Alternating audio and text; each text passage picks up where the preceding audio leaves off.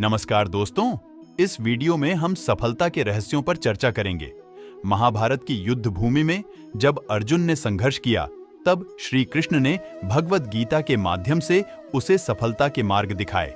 जानिए कैसे श्री कृष्ण के उपदेश अर्जुन को न केवल युद्ध में बल्कि जीवन में भी सफलता दिलाने में सहायक बने। आइए इस प्रेरणादायक यात्रा को गहराई से समझें।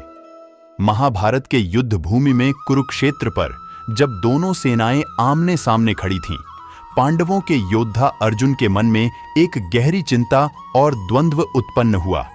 उसने अपने सारथी श्री कृष्ण से अपनी व्यथा साझा की।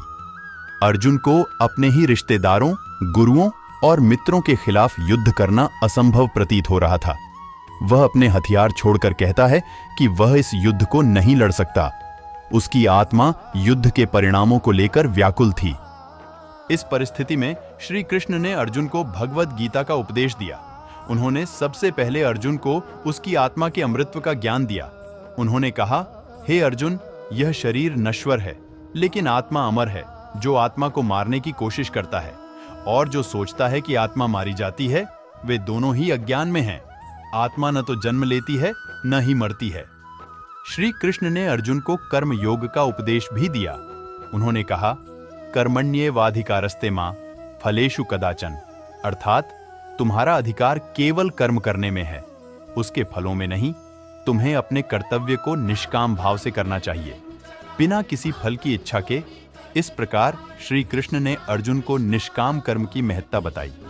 श्री कृष्ण ने अर्जुन को बताया कि हमें हर परिस्थिति में स्थिर मन और धैर्य बनाए रखना चाहिए। उन्होंने कहा, योगस्थ कुरु कर्माणि, अर्थात योग में स्थित होकर कर्म करो। योग का अर्थ है एकाग्रता और मानसिक स्थिरता। अगर हम हर परिस्थिति में स्थिर और शांत रहकर अपने कर्तव्यों का पालन करेंगे तो हम सच्ची सफलता प्राप्त कर सकेंगे। श्री कृष्ण ने अर्जुन को यह भी समझाया कि यह युद्ध धर्म का है। यह धर्म युद्ध है जिसमें अधर्म का नाश और धर्म की स्थापना आवश्यक है। उन्होंने अर्जुन को बताया कि वह अपने कर्तव्य से पीछे हटकर अधर्म का समर्थन नहीं कर सकता। उसे अपने कर्तव्य का पालन करना ही होगा, चाहे परिस्थिति कितनी भी कठिन क्यों न हो। अर्जुन ने श्री कृष्ण के उपदेशों को सुना और समझा। उसने अपनी चिंताओं को छोड़कर अपने कर्तव्यों का पालन करने का निश्चय किया। उसने अपने धनुष को उठाया और युद्ध के लिए तैयार हो गया। इस प्रकार श्री कृष्ण के उपदेशों ने अर्जुन को सही मार्ग दिखाया और उसे अपने धर्म का पालन करने के लिए प्रेरित किया।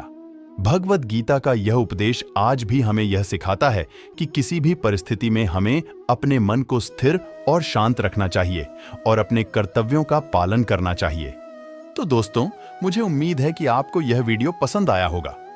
अगर आपको यह वीडियो पसंद आया हो तो कृपया लाइक, कमेंट, शेयर और हमारे चैनल को सब्सक्राइब करें। जय श्री कृष्णा।